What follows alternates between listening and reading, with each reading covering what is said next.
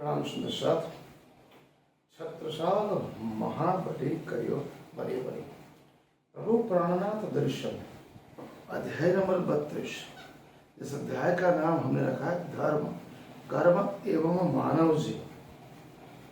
प्रिय प्राणनाथ महामद श्री प्राणनाथ जी महाराज ये 18,758 चौपाइयां मूलभूत उद्देश्य प्रभु प्राणनाथ का क्या है। इस कालमय के ब्रह्मांड में मनुष्य का आना केवल उसकी स्वतः की बात नहीं है। 28वें कलयुग में 12,000 ब्रह्म सृष्टियां आई परमधाम से। सर्वप्रथम ब्रज में आई, पश्चात जलाशय में आई और एक जागने ब्रह्मांड की कालमय का ब्रह्मांड। ब्रज की जो लीला थी वो संपूर्ण तरीके से निद्रा में थी। उसके पश्चात जो रास की लीला है जो अर्ध निद्रा जिसे स्वप्निल निद्रा भी कहा गया है, और ये कालमय का जो ब्रह्मांड है जागरण लीला का ब्रह्मांड है, वो दोनों लीलाओं से अलग है। इसी कालमय के ब्रह्मांड में मनुष्य का आना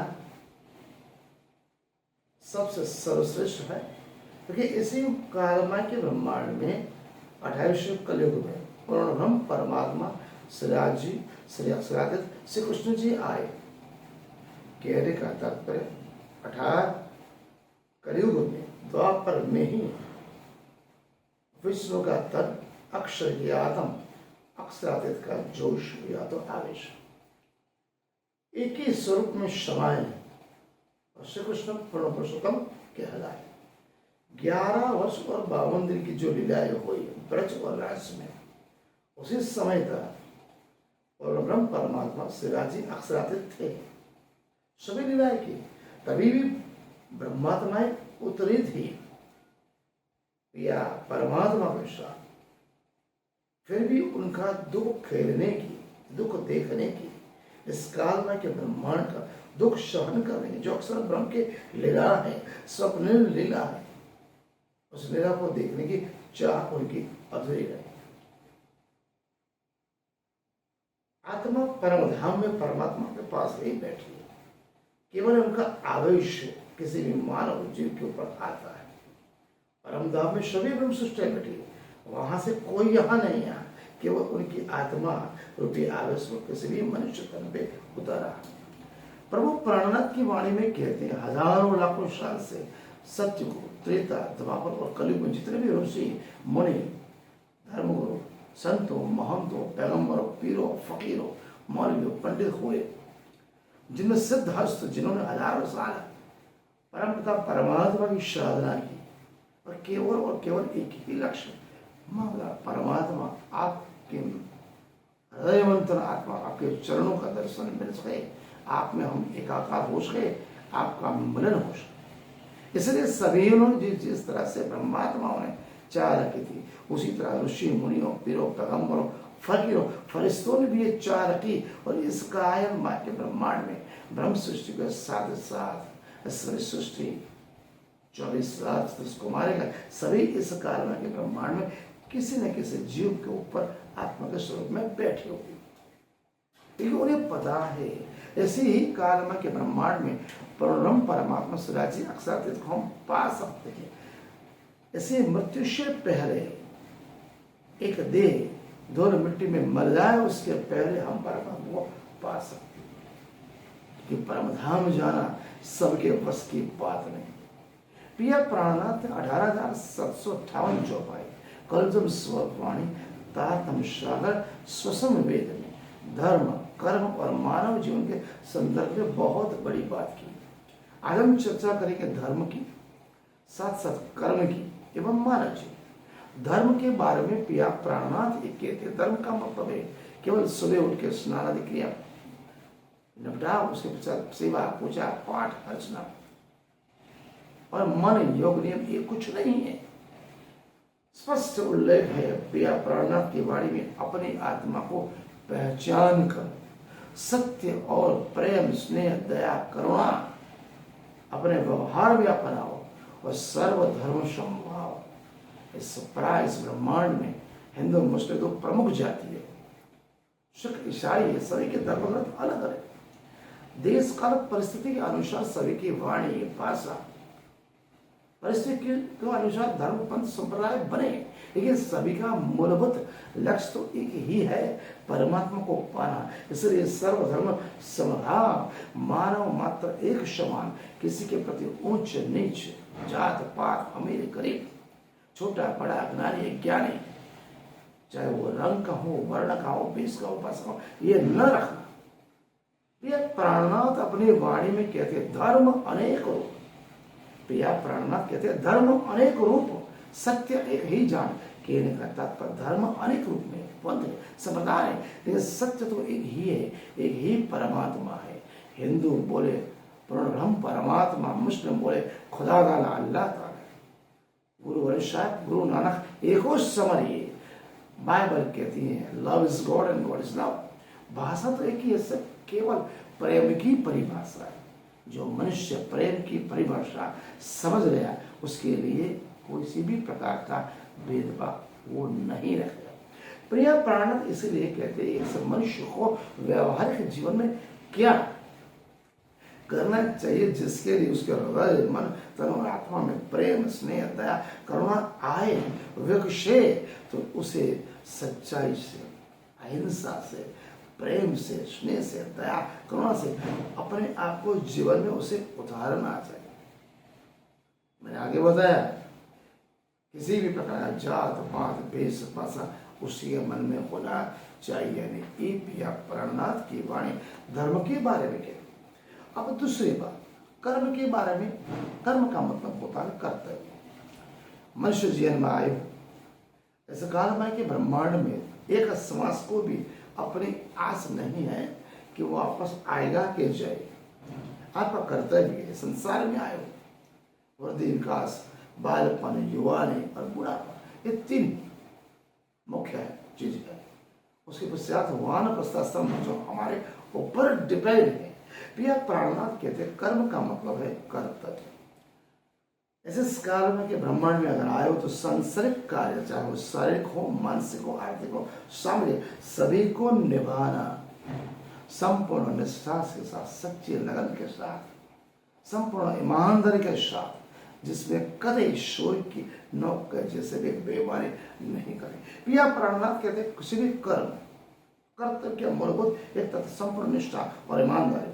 कर्म ऐसा करो मनुष्य के मन में, हृदय में, मन और आत्मा दो चीज है। मन हमेशा चंचल रहता, हर पल, हर घड़ी, हर क्षण, हजारों लाखों योजन चला जाएगा। अगर कोई भी कार्य मनुष्य करता है तो मन आपका ऐसा चंचल है, वो कार्य के लिए आपके साथ डिस्कस करेगा, चर्चाएं करेगा, आपको घुमाएगा, करो ना करो ये आपको बताएगा, अच्छा बुरा बताएगा। लेकिन कैसा चंचल मन वो आपको कार्य करने से रोकता है। नहीं करना चाहिए, करना चाहिए। ये बात आपको उलट सुलट समझाएगा, इसलिए मन की बात को समझिए। प्रिय प्राणनाथ यहाँ कहते हैं कि मनुष्य के अंतर आत्मा में चेतना को जागृत करो। वो चेतना को भी जो आपको जागृत जो आत्मा है, किसी भी कार्य करने से पहले वो कार्य आप मानव जीवन के लिए योग्य है या अयोग्य है, वो एक ही बार बताता है, सत्यनिष्ठ बताता है, सच्चे लगन से बताता है, प्रमाण से। इसलिए अपने आत्मा को पहचानो, वो आत्मा अपने स्वतः हमेशा सच्चा होती है। इसलिए प्रिय प्राणनाथ वाणी में कहते हैं कर्म भक्ति मन, कर भक्ति मन ही मन, कर्म कर संसार। प्रिय प्राणनाथ कहते हैं हम परमात्मा से मन गुण इंद्रियों को अपने आप को वश में करो और पूर्ण परमात्मा से मदद की उत्कंठा आकांक्षा है। अपने मन गुण इंद्रियों को, मन बुद्ध चित्त और अहंकार को ऐसे वश करो कि वो ही आपको परमात्मा के मिलन के लिए अग्रसर करे। इसलिए कहते हैं कर भक्ति मन ही मन, कर्म कर संसार। इस माया जगत में रहते हुए भी आपका मन माया में भी रहे और परमात्मा में आपकी आत्मा हर घड़ी, हर पल, हर क्षण राज राज कृष्ण कृष्ण कहे। इसलिए प्रिय प्राणनाथ कहते हैं श्वास श्वास निज नाम जपो, वृथा श्वास मत हो। न जानो इस इंद्र में कौन सुहागिन, कहने का तात्पर्य किसी भी शुभ कार्य या कुछ भी कार्य से पहले प्रभु परमात्मा श्री राज जी का ध्यान दो और उन्हें बोलो, प्रभु आपने ही कार्य करना है, मैं तो सिर्फ आह्वान हूँ।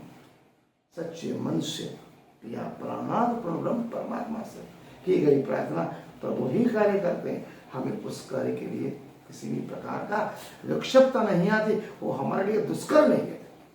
व्यावहारिक अर्थ में पिया परमात्मा यहाँ कहते हैं स्वतः अपने परिवार, पत्नी, बाल बच्चे, माँ बाप, बूढ़े, समाज एवं राष्ट्र के पति संपूर्ण जागरूकता, परिनिष्ठा, प्रामाणिकता, ईमानदारी से कार्य करो। पैसे कमाना, रोजी रोटी के लिए नौकरी तो वो जरूरी है। माँ बाप की सेवा करना वो भी जरूरी है। परोपकार जो अच्छे कर्म करना वो भी जरूरी है। अच्छे कर्म आपको परमात्मा के मिलन के लिए अग्रसर होने में आपको साथ दे। अब तीसरा, मानव जीवन के संदर्भ में पिया प्राणनाथ कहते हैं। पिया प्राणनाथ क्या कहते हैं? इस काल के ब्रह्मांड में 28वें कलयुग में सत्य को त्रेता द्वापर को कलयुग मनुष्य जन्म दुर्लभ है। 84 लाख योनि में कितने ही योनि कीटों को पक्षी प्राणी बनने के बाद मनुष्य जन्म अच्छे कर्म के बाद मिलता है। मनुष्य जन्म का उद्देश्य एक ही है, परब्रह्म परमात्मा का दर्शन करना, उनमें एकाकार होना, उनका मिलन होना, वही हमारा लक्ष्य होना चाहिए। मुक्ति होनी चाहिए, मोक्ष होना है।